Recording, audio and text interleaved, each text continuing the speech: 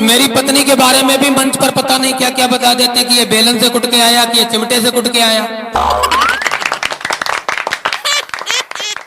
भाई साहब, मैं कविता सिर्फ 2 पर ही लिखता हूँ। जो कुछ लिखता हूँ दादा, सिर्फ 2 पर ही लिखता हूँ। या तो वो पत्नी होती है या फिर नेता होता है। और भाई साहब, दोनों ही विषय बहुत खतरनाक होते हैं। नेता के खिलाफ बात पड़ जाती है तो वो पहले तो अपने चेले चपाटों से पिटवाता है, बाद में कोई केस लगा के थाने में ठुकवाता है और उसके बाद जेल में भी ठुकवा देता है। और पत्नी के खिलाफ तो बोलते ही पड़ती है, फिर वो घर में बेलन चिमटा पता नहीं कौन कौन से अस्त्रों से पिटाई करती है। अभी उर्मिलेश दादा संचालन कर रहे थे, पिछले जितने कवि सम्मेलनों में मैं भाई साहब इनके साथ में रहा हूँ, बड़ा त्रस्त रहा हूँ। क्योंकि तीसरा अगर मुझे किसी ने परेशान किया तो वो संचालक जी थे। अपने आप तो ऐसे चौड़े हैं और मुझे सूखा गन्ना, सूखा छुहारा, पता नहीं क्या क्या बता देते हैं। मैंने दादा एक मुक्तक लिखा था उनके लिए, अभी नहीं है लेकिन उनको समर्पित जरूर करूंगा। स्वागत है। क्योंकि मेरी पत्नी के बारे में भी मंच पर पता नहीं क्या क्या बता देते हैं कि ये बेलन से कुट के आया, कि ये चिमटे से कुट के आया। तो मैंने उनको बताया, समझाया कि मैंने कहा देखो, पत्नी से पंगा मत लो, कि मत लेना पत्नी से पंगा, मत लेना पत्नी से पंगा, वरना आपकी जिंदगी में बहुत उलझन हो सकती है। मत लेना पत्नी से पंगा, वरना आपकी जिंदगी में बहुत उलझन हो सकती है। और वो तो पुरवाई का आजाद झोंका है। पत्नी पुरवाई का आजाद झोंका है, आपके बदन के नस नस में टूटन हो सकती है। आपके बदन के नस नस में टूटन हो सकती है। और किसी के मोटापे को देखकर कोई फैसला मत कर लेना साहब, ये घरवाली की कुटाई के बाद होने वाली सूजन हो सकती है।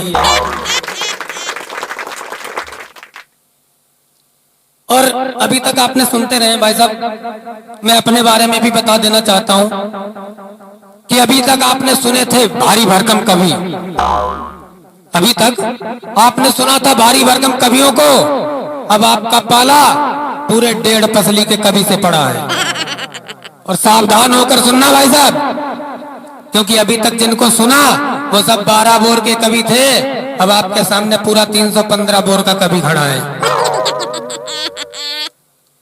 अच्छा, मेरे पास भी हल्की ये छरहरी हल्की काया है, इस पर बड़ी टिप्पणियां होती हैं, तो मैं इस पर भी 4 लाइनें आपको देता हूं कि हल्की छरहरी काया होना, हल्की छरहरी काया होना वैसे तो नियामत बड़ी है, और खुद के साथ साथ अगर पत्नी की भी मिल जाए तो समझ लीजिए किस्मत आपके साथ खड़ी है।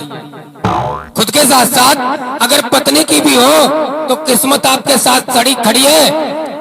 और अगर कहीं घरवाली मिल गई मेरी तरह भारी भरकम, तो मुसीबत का और छोर नहीं, साथ में खड़े हो तो ऐसा लगता है अवैध निर्माण के पास नगर निगम की जेसीबी खड़ी है। अच्छा, और शादीशुदा लोगों के यहाँ पर कुछ लोग अभी ऐसे हैं जो उम्मीदवारी में लगे बैठे हुए हैं, अभी तक नहीं पत्नी से उनका समागम नहीं हो पाया है। लेकिन जो इस तकलीफ को झेल के आया है, जैसे मैं 2011 से अभी तक बर्दाश्त ही कर रहा हूँ, झेलना बहुत बड़ी चीज है, बर्दाश्त कर रहा हूँ। तो उन लोगों के लिए क्या है कि शादीशुदा लोगों को ये दस्तूर मजबूरन निभाना पड़ता है। शादीशुदा लोगों को ये दस्तूर मजबूरन निभाना पड़ता है। और भाई साहब, घरवाली भी किसी त्योहार से कम नहीं, हर तीसरे दिन मनाना पड़ता है। और दूसरा विषय मैं पकड़ता हूं, अभी समय और लोगों को भी देना है, तो मैं 2 मुक्तक केवल राजनीति के संबंध में रख करके अपना स्थान ले लूंगा कि राजनीति में क्या होता है कि भाई साहब आज के समय में नेताओं का चरित्र कैसा हो रहा है, उस पर देखिए। एक मुक्तक देखिएगा कि रहेगा जब तलक मतलब तुम्हें मक्खन लगाएंगे, रहेगा जब तलक मतलब तुम्हें मक्खन लगाएंगे, बने सरकार कोई भी मलाई हम ही खाएंगे और दिखेगा फायदा ज्यादा जो तुमसे दूर रहने में।